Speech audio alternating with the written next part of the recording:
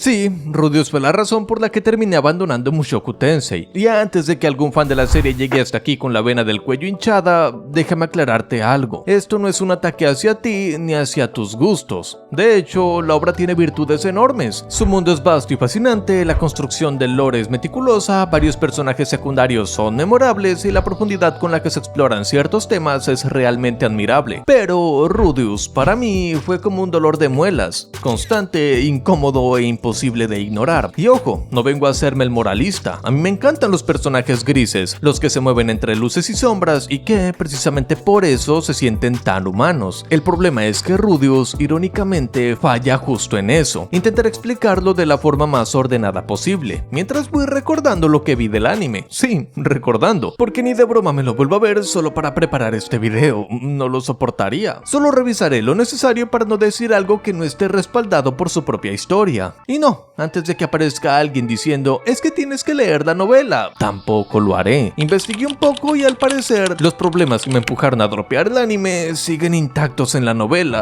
así que no hay mucho que hacer. Bien, empecemos por el pasado de Rudeus. A ver, él fue un desastre de persona en su vida anterior, eso está claro, pero tampoco quiero usar ese punto como mi argumento principal. Lo único que quiero señalar es que, para mí, su sufrimiento no fue suficiente para justificar o equilibrar sus comportamientos posteriores. Sí, sufrió acoso, sí, fue duro, pero había caminos para recuperarse, sobre todo considerando que su familia intentó apoyarlo, y aún así, él mismo fue quien los apartó. En sus propias palabras, admite que quiere cambiar, pero simplemente no puede. Y al final termina hundiéndose, convirtiéndose en un sujeto desagradablemente pervertido que ni siquiera fue al funeral de sus padres. Eso sí, justo antes de morir logra redimirse un poco al intentar ayudar a alguien. Como punto de partida, es brillante. Nos muestran una persona rota, traumatizada por su entorno y aislada por miedo a afrontar su realidad. Hasta ahí, todo perfecto. El problema comienza cuando renace en un nuevo mundo como Rudeus. Quiero destacar algo importante. Esta se supone que es una historia de redención, ¿no?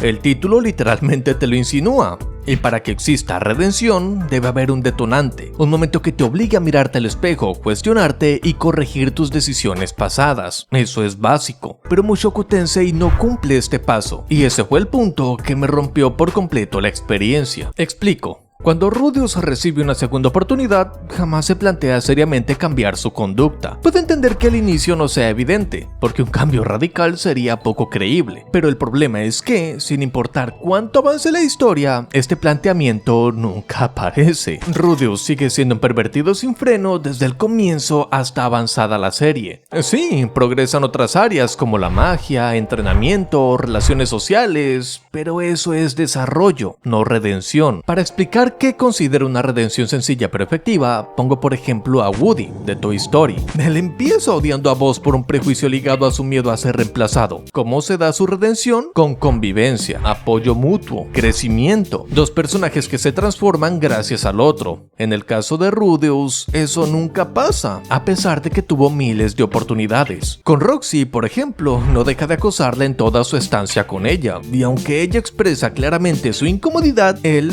no se detiene. Incluso roba su ropa interior y la convierte en un objeto de adoración. Eso ya es enfermizo. Ni hablar de la figura que hace de ella para lo mismo. Lo más curioso es que Roxy tiene otro alumno con conductas parecidas, pero con él la serie sí es dura, sí lo castigan. Y adivina quién es el encargado de darle ese castigo. Exacto, Rudeus. Irónico, ¿no?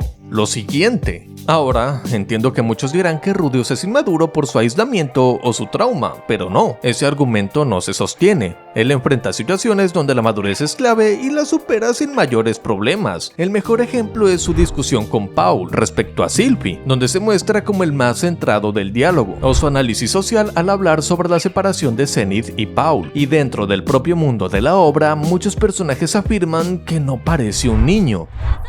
いつもは大人びているルーですが、子供らしいところもあるもんだなんてほっとしたくらいだ。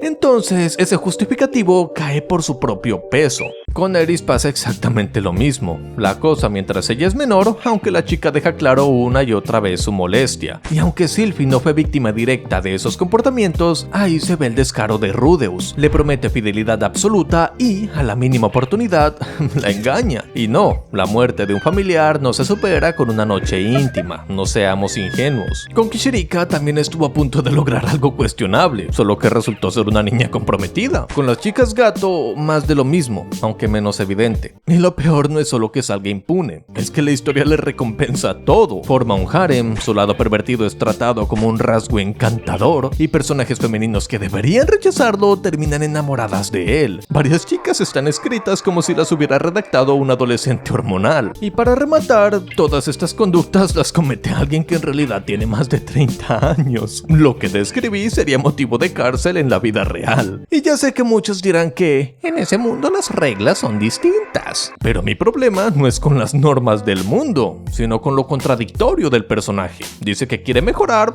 pero nunca lo hace. Y justamente la prueba de que estos comportamientos sí son considerados indebidos dentro del propio universo es la reprimenda que Paul le da por quitarle la ropa a Sylphie, sin su consentimiento. Si incluso Paul, que tampoco es el mejor ejemplo de rectitud, lo corrige, es evidente que la obra establece que esas actitudes no son aceptables ni normales en ese mundo. Tampoco digo que Rudeus tendría que esperar hasta tener 40 años para tener una relación. Es absurdo. Solo digo que podría esperar un poco, dejar que la chica llegue a una edad razonable, que al menos parezca adulta, pero no. La obra lo victimiza constantemente. Primero con su miedo al exterior, que luego se soluciona casi sin dificultad, luego en el reencuentro con Paul, donde claramente Paul tenía razón en varios puntos, aunque exagerara su reacción. Rudeus ni siquiera piensa en sus padres durante su viaje, no por la posibilidad de que algo les hubiese ocurrido, sino por simple preocupación humana. Después está su disfunción, que para mí fue una burla, la representación más superficial e inexacta que he visto en un anime, sin mencionar la edad de la chica involucrada. Y finalmente, la muerte de Paul,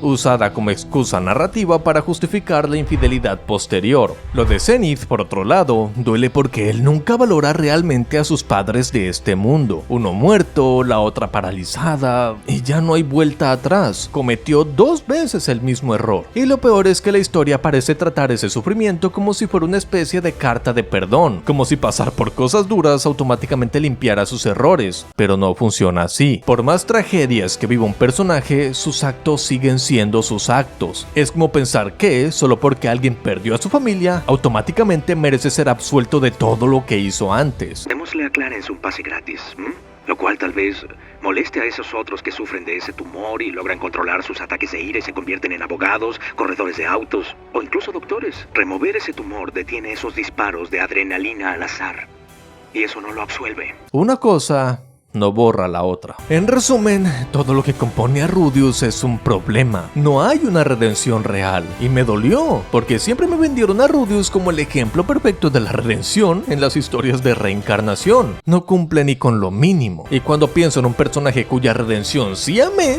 como Kratos, termino odiando más y más Mushoku Tensei, porque pudo ser mucho mejor de haber tomado mejores decisiones.